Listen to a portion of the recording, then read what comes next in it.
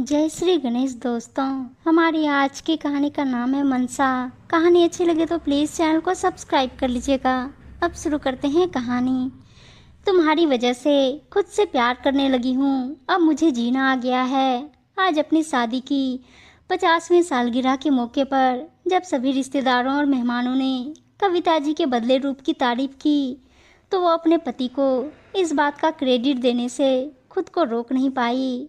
नकुल जी ने कविता जी का हाथ अपने हाथों में लेकर उन्हें इशारा किया। अगर तुम समझो तो चारों तरफ प्यार ही प्यार है। कविता जी और नकुल जी के 2 बेटे और 1 बेटी है। बेटी अपनी ससुराल में खुश है। दोनों बेटे और बहू उनके साथ ही रहते हैं। लेकिन पहले कविता जी ऐसी नहीं थी। हर समय घर में बहुओं के साथ टोका टाकी, कभी समय से नहीं उठती का रोना, तो कभी उनकी पसंद का खाना ना बनने का रोना।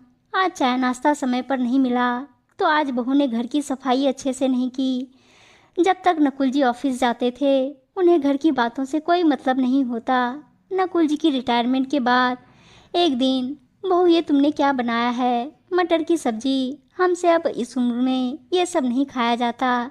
मटर, गोभी और अरबी बात ही करते हैं लेकिन तुम सुनती ही नहीं। तुम्हें अपनी पसंद का खाना बनाना है।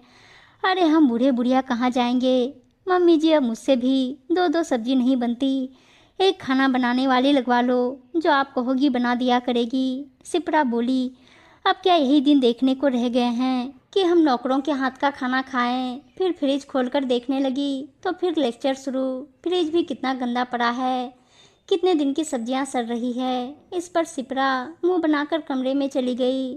थोड़ी देर बाद कविता जी अपना और अपने पति का खाना लेकर कमरे में गई। सुनिए जी, आज मटर की सब्जी से काम चला लीजिए। बहू को कितनी बार कह चुकी हूँ, फिर भी वो यही सब बनाती है। कविता, मैं सोच रहा हूँ कि एक खाना बनाने वाली को बुला ही ले।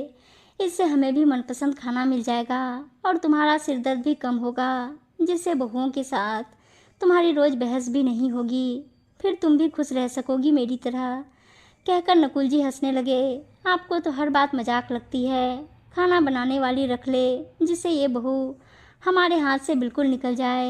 जितना घर में रुक रही है उतना भी नहीं दिखेंगी। क्या इनका फर्ज नहीं है सास ससुर को उनके हिसाब का खाना बनाकर दे? क्यों नहीं है, उनका भी फर्ज है। तुम उनको थोड़ी सी आज़ादी देकर तो देखो।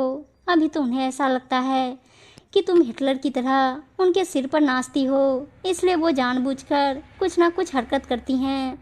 और ये जो तुम उससे बहस करती हो उससे तुम्हारा सम्मान भी कम हो रहा है और तुम्हारा सिरदर्द भी बढ़ता जा रहा है। बहू आने के बाद से तुम्हारे चेहरे का ग्लो बिल्कुल ख़त्म ही हो गया है। अभी से 80 साल की लगने लगी हो। बीमार भी कितना रहने लगी हो। पिछले महीने ही तुम्हारी परेशानी इतनी बढ़ गई थी कि तुम्हें हॉस्पिटल में एडमिट करना पड़ा था। तब इन्हीं बहुओं ने तुम्हारी रात दिन सेवा की थी। हमारी बहुएं दिल की बुरी नहीं, उन्हें बस तुम्हारी टोका टाकी से मुक्ति चाहिए। तुम भूल क्यों गई? तुम भी तो अपनी पसंद से काम करके खुश रहती थी। अम्मा कितना समझाती थी, तुम कमरे में आकर कितना बड़बड़ाती थी। आज ज़माना बदल गया है, अब बहुएं मुंह पर ही बोल देती है। तुम्हें तो खुश रहना चाहिए। तुम्हारी 2-2 बहुएं हैं। अपनी जिम्मेदारी उन पर छोड़कर आराम करो और अपनी उम्र से कम दिखने की कोशिश करो, ना कि ज़्यादा। और जिम्मेदारी के साथ उन्हें अधिकार भी दो। फिर देखना तुम कितनी खुश रह सकोगी। लेकिन इस सब के लिए तुम्हें खुद से प्यार करना होगा। अगर तुम्हें खुद से प्यार होगा तो तुम खुद इस परेशानी से खुद को अलग कर लोगी। अगले साल हमारी शादी की 50वीं सालगिरह है। अगर ऐसे ही रही तो ऐसा ना हो हमारा साथ बीच में ही छूट जाए। मैं तुम्हें उस दिन पुरानी कविता के रूप में देखना चाहता हूँ। अब हम दोनों के पास समय है। हमें ये समय एक दूसरे को देना चाहिए, ना कि घर गृहस्थी में लगे रहें। नकुल जी की बात ने कविता जी को सोचने पर मजबूर कर दिया। सही तो कह रहे थे वो। अब इसे कितनी उम्र लगने लगी है उनकी। शायद हर समय सोचने की वजह से, कभी दर्द की समस्या तो कभी शुगर की। सही में ज़िंदगी उनकी है तो अपने बारे में खुद ही तो सोचना पड़ेगा। दूसरे लोग तो आपको समझा ही सकते हैं। उनके मन में अपराध बोध पैदा हो गया अपनी बहुओं के लिए भी, क्योंकि उनकी मनसा बहुओं का दिल दुखाने की नहीं थी। वो तो यही सोचती थी कि वो घर की बड़ी हैं तो उन्हें ही ये सारी जिम्मेदारी और अधिकार अपने पास रखने चाहिए। अपराध बोध अपने पति के लिए भी, जिन खूबसूरत पलों को वो दोनों पूरी जिंदगी ना जी पाए। वो पल जिंदगी के इस मोड़ पर दोबारा मिले तो भी एक दूसरे के साथ समय न बिताकर घर गृहस्थी में ही खोए हुए थे। यहाँ भी उनकी मंशा पति की भावनाओं को ठेस पहुंचाने की नहीं थी, वो तो बस घर को संभालने में ही सब कुछ भूल चुकी थी। उस दिन से कविता जी ने बहुओं के साथ टोका टाकी बंद करके अपने आप को टहलने, नकुल जी के साथ बात करने में व्यस्त कर लिया।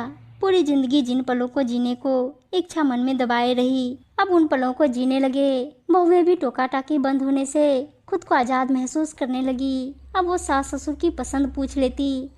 आज उन दोनों की शादी की 50वीं सालगिरह थी। आज कविता जी का रूप बहुत बदला हुआ था। जिन रिश्तेदारों और मेहमानों ने उन्हें काफ़ी समय से नहीं देखा था, वे उनके उस रूप की तारीफ कर रहे थे। कविता जी मन ही मन अपने पति को धन्यवाद दे रही थी। शादी की सालगिरह एक ऐसा मौका होता है जिस पर हर औरत सुंदर दिखना चाहती है, चाहे उसकी उम्र कितनी भी हो।